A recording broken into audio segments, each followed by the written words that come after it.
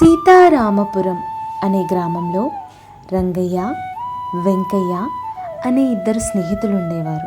వాళ్ళిద్దరూ ప్రతిరోజు ఊరి పక్కన ఉన్న నదిని దాటి అడవికి కట్టెలు కొట్టడం కోసం వెళ్ళేవారు.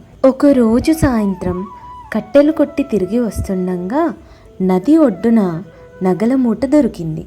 నగల మూటను చూసిన వెంకయ్యకి మనసులో దుర్బుద్ధి పుట్టి వెంటనే ఇలా అంటాడు, రంగయ్య, ఈ నగల మూటను మనం సమానంగా పంచుకుంటే వెంటనే ధనవంతులుగా మారిపోతాం. కట్టెలు కొట్టాల్సిన పని కూడా ఉండదు. అందుకు రంగయ్య, పరాయి సొమ్ము పాముతో సమానం, ఇది ఎవరితో తెలీదు, కాబట్టి మనం తీసుకోవద్దు. ఈ మూటను పోలీసులకు అప్పచెప్పి నిజాయితీగా ఈ బంగారపు నగల మూటను పోగొట్టుకున్న వారికి అప్పచెప్దాం అని అంటాడు. అందుకు వెంకయ్య, ఓ అలాగేనంటూ ఈ రాత్రికి నీ దగ్గరే ఉంచు, వేకువనే పోలీసులకి అప్పచెప్దామంటూ అయిష్టముగా కపట ఆలోచనలతో సరే అని అంటాడు.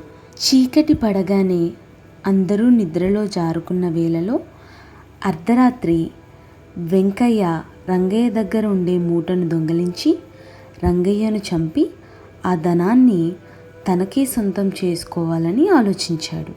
రంగయ్య వెంకయ్య దుర్బుద్ధిని ముందుగానే పసిగట్టి మంచముపై దిండులను, వస్త్రాలను కుప్పగా వేసి దానిపై దుప్పటిని కప్పి తను ఒక మూలన దాగున్నాడు.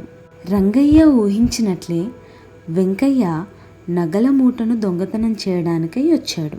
ఒక పెద్ద రాయిని తీసుకొని మంచముపై ఉన్నది రంగయ్య అని పొరబడి బండరాయిని వేశాడు. వెనకచాటునే రంగయ్య వెంకయ్యను పట్టుకొని దొంగ దొంగ అని అరవగానే అందరూ చుట్టుముట్టి వెంకయ్యను పంచాయతీ చెట్టుకి కట్టేశారు. పంచాయతీ సర్పంచ్ వెంకయ్యకు 100 కొరడా దెబ్బలు కొట్టాలని తీర్పు చెప్పాడు. అందుకు రంగయ్య జాలిపడి శిక్షను ఆపాడు. చూడు వెంకయ్య, నిజాయితీకి గల విలువ ఎంతో గొప్పది. అవినీతికి విలువ కొరడా దెబ్బలే కాదు, అందరూ ఛీ అని ఊయడమే. నీవు నన్ను చంపాలనుకున్నావు. నువ్వు బ్రతికి ఉన్నా చనిపోయిన వాడితో సమానం. పోగొట్టుకున్న వారికి ఈ బంగారపు నగలు ఇచ్చిన నా నిజాయితీకి విలువ చూసావా అంటూ అక్కడ నుంచి ఇంటికి వెళ్ళిపోయాడు.